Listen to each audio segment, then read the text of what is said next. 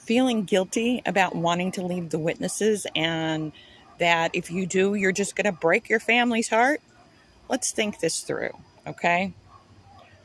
First of all, you are not responsible for anybody else's feelings any more than they are responsible for yours, because you don't control their feelings. They don't control your feelings. It would be just as easy for you to say, it breaks my heart to see that you're spending your life in a cult. But you don't, because that's manipulative. And while it may or may not be true, it's not an appropriate way to interact with other human beings. Secondly, they would never tolerate anything but the ability to choose for themselves. So you get the same right.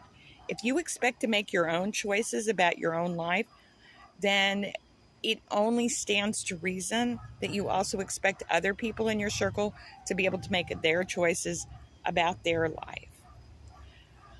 Thirdly, there's a really good chance that you didn't choose this particular path. So the idea that somehow you're bound to it for life, that you're responsible for it, and that in order for you to leave, you need to make everybody else feel okay about it, doesn't make a whole lot of sense, logically or otherwise, you know? And finally, you've got to think about what it is that you're actually being asked to do.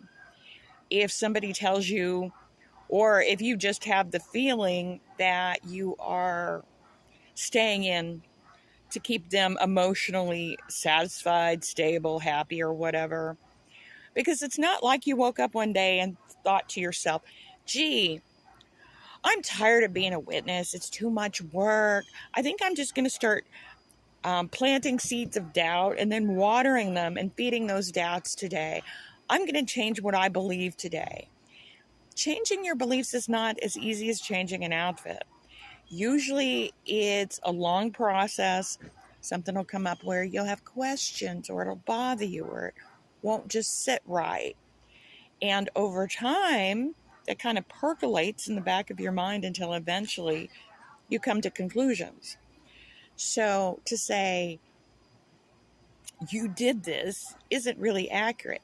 Now, if somebody asks you to stay in, or if you feel an expectation to stay in, despite the fact that you don't really believe it, then what you're being asked to do, what you're expecting yourself to do, is to live a lie, is to be inauthentic, is to live without integrity.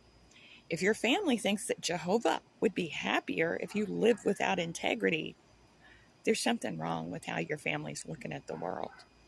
The fact of the matter is, the pain doesn't come from you or your choices. Pain doesn't even come from the family, although it's a little bit closer to coming from the family. The pain comes from the cult, the rules, the regulations, the stipulations, the beliefs, the fear-mongering that comes from the Watchtower Society, not from your behavior, not from your beliefs.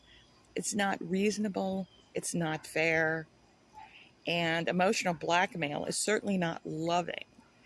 But that's what you've got when you have people saying, you're going to break my heart, or I'm going to shun you if you don't do what I say you're supposed to do. These are not the kind of requirements that are present in any healthy relationship. So no, believing whatever it is you believe, making your own choices and living your own life is not an unkindness to people who disagree with you, no matter how strongly they disagree with you. The more you can remind yourself of that, the better off you're going to be. Okay? Not your monkeys, not your circus, not your fault. Hope that helps. Peace out from Dix. Bye-bye.